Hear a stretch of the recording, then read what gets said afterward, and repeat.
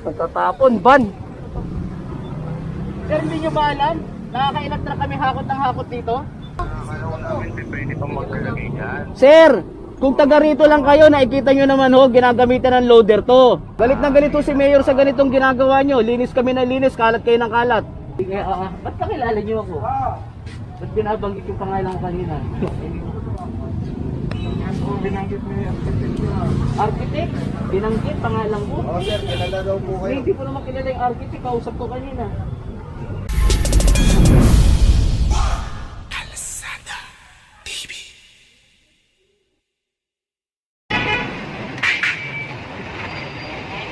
So ito mga sidecar na to. Ito lang na yung Ayan, Tiger. Hello po. itong buong area na to. Hello. Hello po, hello. Hello. Kuya, start dyan. Ito, Sige na. pinaklear na ni Sir Ege yung ano. Buko. Masarap pala. Karga nyo, karga nyo. Kaya ko po.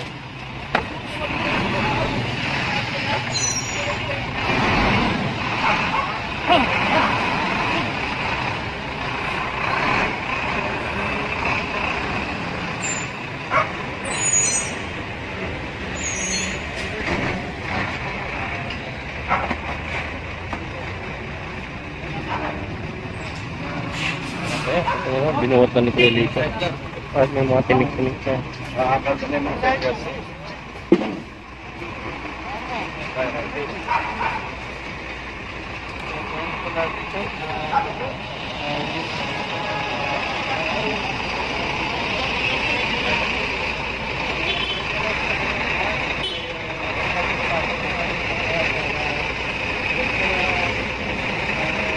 Tinanggal yung mga pump.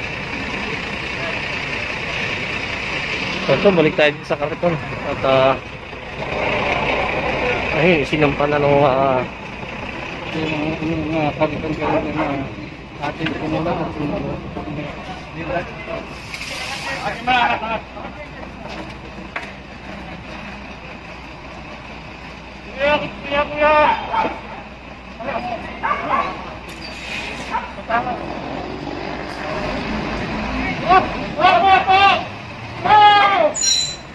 pag tumandar na.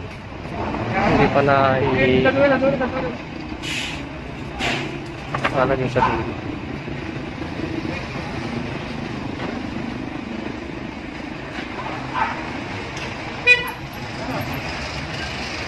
Ito at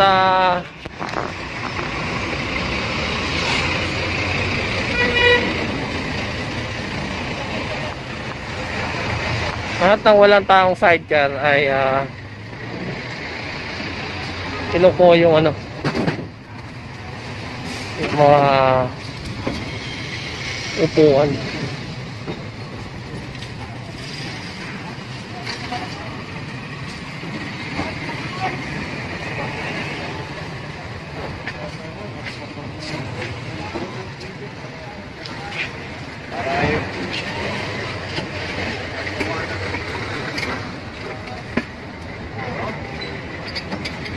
Ano lang yan? Ano ba?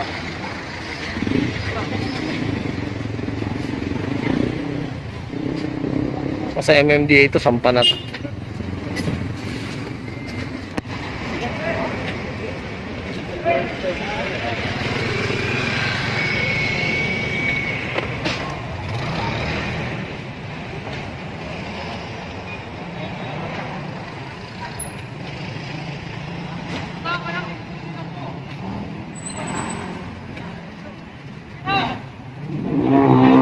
Ito, mga nagpapadumi ng hayop dito mismo sa ano.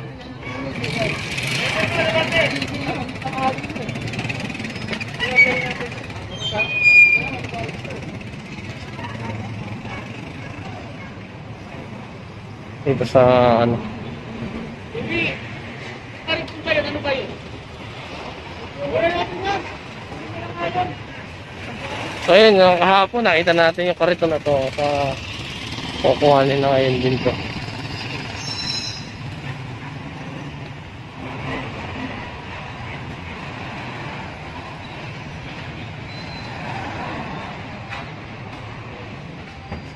Ayusin nyo na yan dyan, kuya.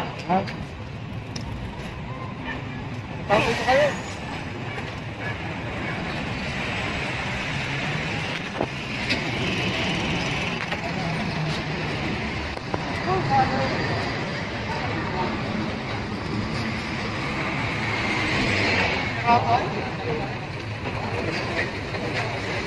Kaka.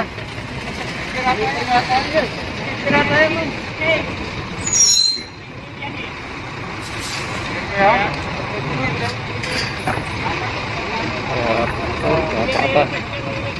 Napakatalog naman. Bilhin nating bolt cutter para sa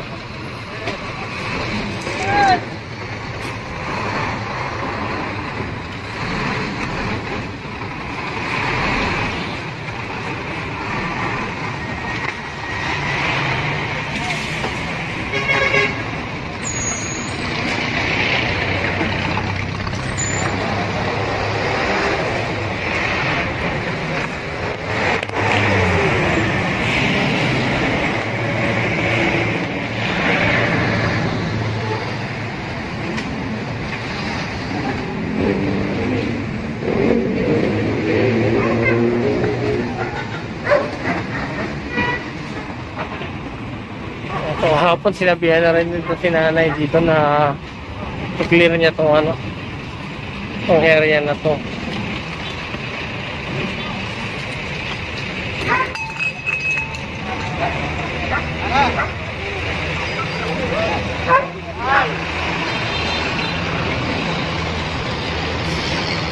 Ang laki ng aso ni nanay.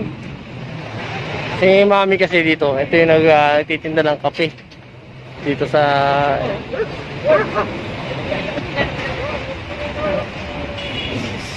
may kanto ng Saragosa, malapit dito sa may Jollibee sa Arten o Northport passenger terminal, Northport, ayan, Manila North Harbor. Ito may mga manok din dito na nakatulos.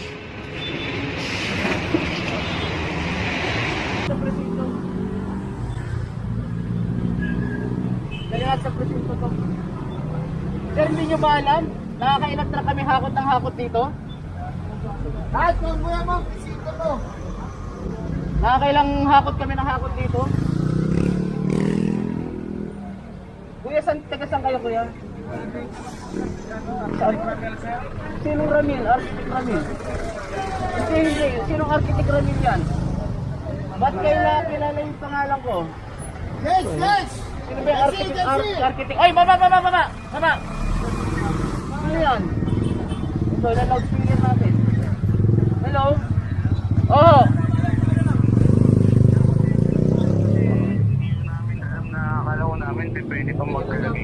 Sir, kung taga rito lang kayo, nakikita nyo naman ho, ginagamitan ng loader to. Tapos, nakakailang truck na ho kami rito. Pasensyaan ho tayo, idediretso ko sa presinto to. Ganito na lang mo sir, baka hindi naman tayo. Ay, hindi ho. Dadaling ko na ho sila sa presinto ngayon.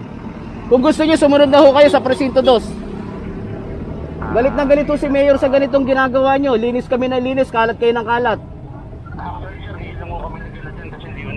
Oy, ganun na lang ho. Pumunta na lang ho kayo sa presinto 2, ha?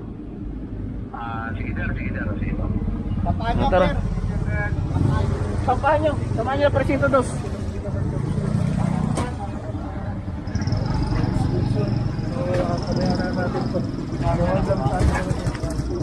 Sakay kayo sa presinto 2. Sakay nyo, Ket. Ang dami na nilang natapon, no? Napicture, boy! Bombong! Ay,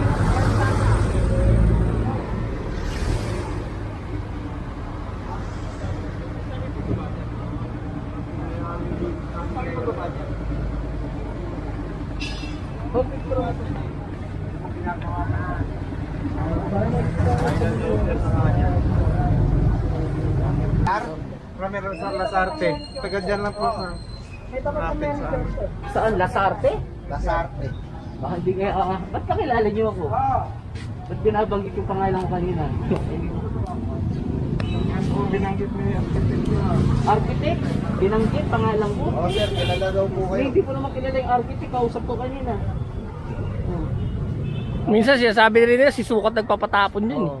May kakilala rin silang DPS. May binanggit siyang pangalan, hindi ko na lang na ano sir. Kasi nga, nakapokus ka ako sa kanila. Sa ngayon, dahil sa COVID, hindi papamedical natin to. Paano to? Kawawa na pag nakulong. Papa-impound na lang to. Pag itigit na yung lisensya, yun na lang mangyayari. Dahil bawal po ang ginagawa nyo. Ay nananawa na ako manghuli dyan. Araw-araw na lang. Kayo na po tumbalo sa atin. Kaya impound na lang natin yan. Tapos patitigit ako, wala ko ng MPPB. Ay, Jack! Total, pinirwisyon niyo na ho ang Kuya, pinirwisyon na ho ang City of Manila. Ganun na lang gagawin namin sa'yo, pahihirapan namin yun. Yung saka sa ano, Purgold, meron doon Sector 1 na MPPB. Sige po. Hindi tayong assist, oo, papatong, tsaka ano, papatikisan. Nagpakuha lang po ako MPPB, boss. Papatong na... So kung tutuusin, napakababa na nga lang nung parusang na ano, ipinataw sa kanila. Hindi na sila ipinakulong. Dati kasi pinakukulong yung gawa nga ng yun. Kailangan pa sila ipaswab test, tapos ipamedical para doon sa ano, para yun nga ma-increase sila. So ang ginawa, sabi ni Sir Vix, nag-decision na lang siya na i-impound na lang yung sasakyan, tapos bigyan ng pinakamahal na parusa dun sa ano, para matuto. So napakahirap kasi nung ginagawa ng team ng DPS. Araw-araw nakita nyo hinahakot yung mga debris na yun. Palaging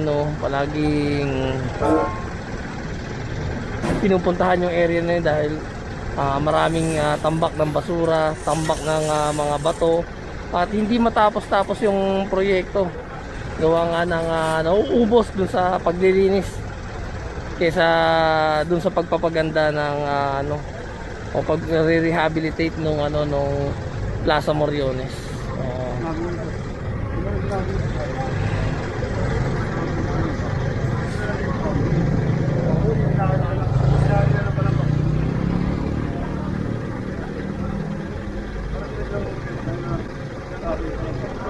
Nakakalungkot at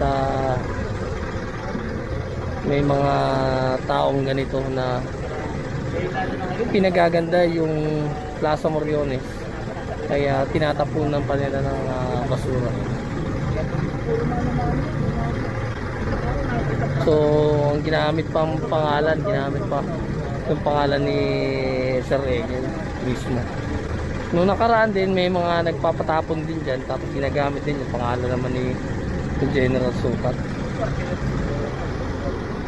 So yun, at inireport na rin ni Boss Egel yung mga naka-illegal park na mga motor dyan sa Santo Cristo, Carmen Planas, saka Padre Rada.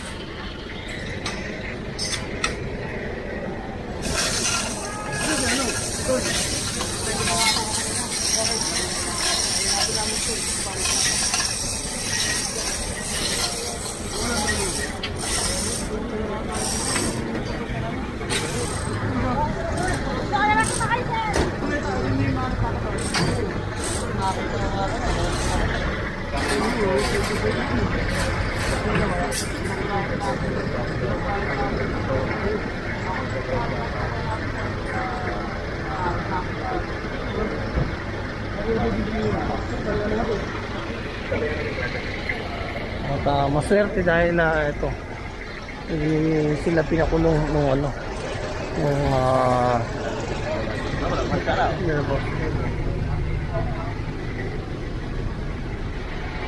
natirangan.